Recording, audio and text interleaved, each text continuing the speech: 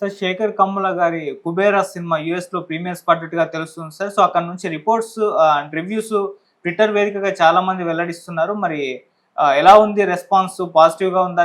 నెగెటివ్‌గా ఉందా? మరి సినిమా హిట్ అవుతుందా లేదా? మీ రివ్యూ ఏంటి సార్? ఎక్కడి నుంచో యూఎస్ రివ్యూ ఏంటి సార్? నేను చాలా రివ్యూలు చదివాను. అలాగే తెలిసినోళ్ళ ద్వారా కూడా కొంచెం తెలుసుకున్నాను. ఎలా ఉంది ఏంటి అనేది. సో యాక్చువల్‌గా ఏందంటే 'కుబేరా' అనేది మొత్తం పాన్ ఇండియా మొదటి పాన్ ఇండియా శేఖర్ కమ్ముల సినిమా. శేఖర్ కమ్ముల చాలా హంబుల్‌గా స్టార్ట్ అయిన వ్యక్తి. 'ఆనందం' సినిమా దగ్గర నుంచి మెల్లమెల్లగా ఎదుగుతూ వచ్చాడు. 'హ్యాపీ డేస్', 'లీడరు', 'గోదావరి', 'ఫిదా', లేటెస్ట్ గా 'లవ్ స్టోరీ'. దాని తర్వాత చాలా గ్యాప్ వచ్చింది. ఆయన మొత్తం కెరియర్ లోనే ఇది biggest budget cinema. So pre release theatre business కూడా బాగా చేసిందని చెప్తున్నారు. ఆంధ్ర, తెలంగాణ కలిసి 33 కోట్లు, తమిళనాడు 18 కోట్లు, కర్ణాటక, రెస్ట్ ఆఫ్ ఇండియా 50 కోట్లు, వరల్డ్ వైడ్ బిజినెస్ వచ్చి 65 కోట్లు, టోటల్ గా 166 కోట్ల థియేటర్కల్ బిజినెస్ చేసిందని, అట్లాగే అమెజాన్ ప్రైమ్ కూడా దీనికి మంచి రేట్ ఆఫర్ చేసిందని చెప్తున్నారు. సో ఈ నేపథ్యంలో దీనికి ప్రీ రిలీజ్ బజ్ అనేది రాలేదు. పాటలు కొంతవరకు హిట్ అయినా కానీ దీని మీద బజ్ రావాల్సినంత రాలేదు. టికెట్లు కానీ మనం చూస్తే చెన్నైలో నేను చూశాను ఇందాకే, బుక్ మై షోలో కానీ మిగతా వాటిలో ఎక్కడ కూడా ఏ థియేటర్లో కూడా టికెట్లు కొన్న బాపత కనబడలేదు. ఇక్కడ కూడా హైదరాబాద్ పరిస్థితి కూడా అలాగే ఉంది.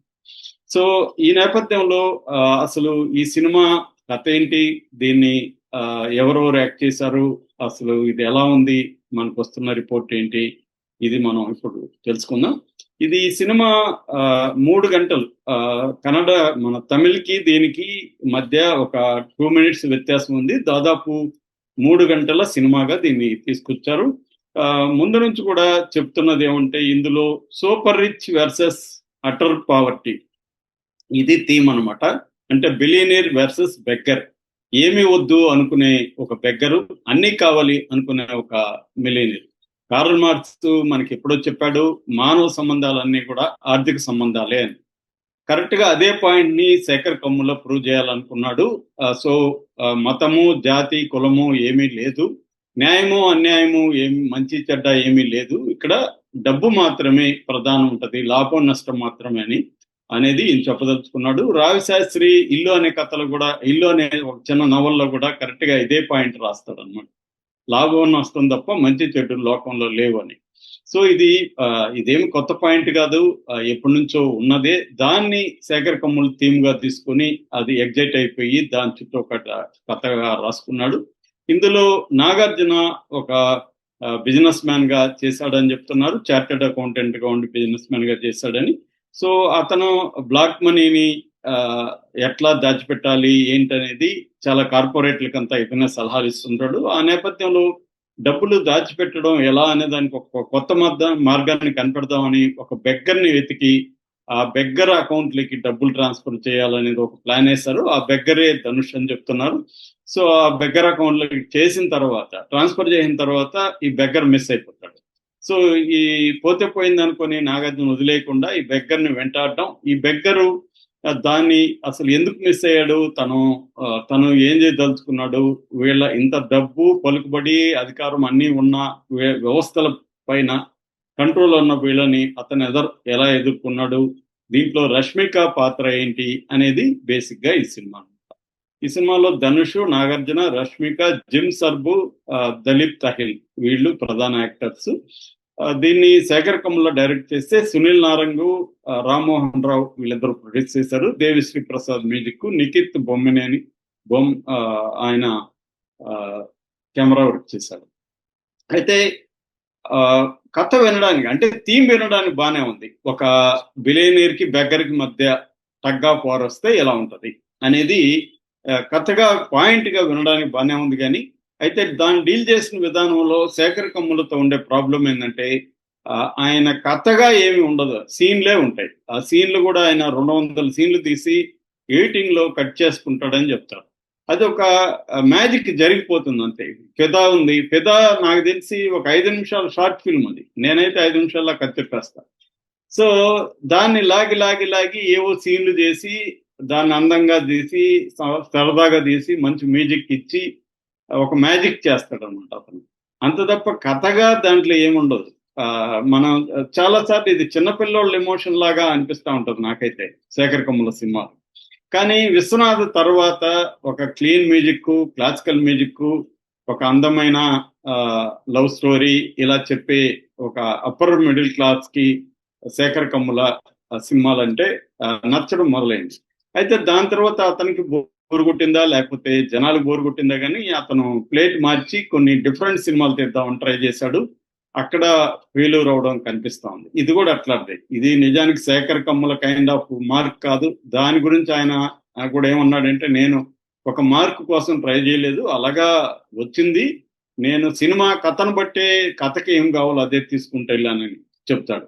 కానీ ప్రతి ఒక్కరికి ఒక మార్క్ అనేది ఏర్పడిపోతుంది. డైరెక్టర్లకైనా, రైటర్లకైనా, ఎవరికైనా వాళ్ళకి కొన్ని రకాలు మాత్రమే వాళ్ళు బాగా చెప్పగలరు. ఇంకొన్ని రకాలు ట్రై చేసినప్పుడు ఎవరో కొంతమంది మాత్రమే వెర్సటైల్ డైరెక్టర్లుగా ఉంటారు తప్ప అందరూ అన్ని రకాల కథల్ని చెప్పడం కష్టం అన్నమాట. శేఖర్ కమ్ముల కూడా అదే, తన జాన్రా కానీ ఇట్లాంటి ఒక కథను తీసుకొని ఒక దీన్ని బిగ్ బడ్జెట్ లో తీసి ట్రై చేశాడు.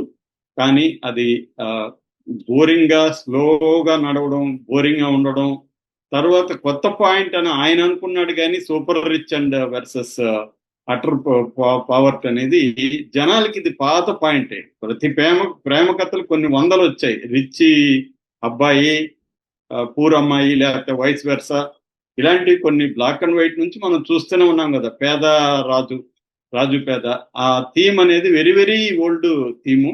దాన్ని కాంటెంపరైజ్ చేసి ఒక ఇంట్రెస్టింగ్ గా చెప్పడంలో శేఖర్ కమ్ముల ఫెయిల్ అయ్యాడు అనేది ఎక్కువ మంది చెప్తున్నారు. ఇక పెర్ఫార్మెన్సెస్ లో మాత్రం ధనుష్ ఎరగదీశాడని చెప్తున్నారు. ధనుష్ బ్రహ్మాండంగా చేశాడు.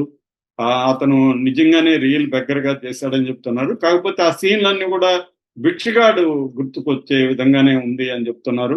ఎందుకంటే ఆల్రెడీ భిక్షగాడు ఈ హీరో భిక్షగాడిగా ఉంటే ఎలా ఉంటది అనేది భిక్షగాడు 1, భిక్షగాడు 2 వచ్చేసాయి.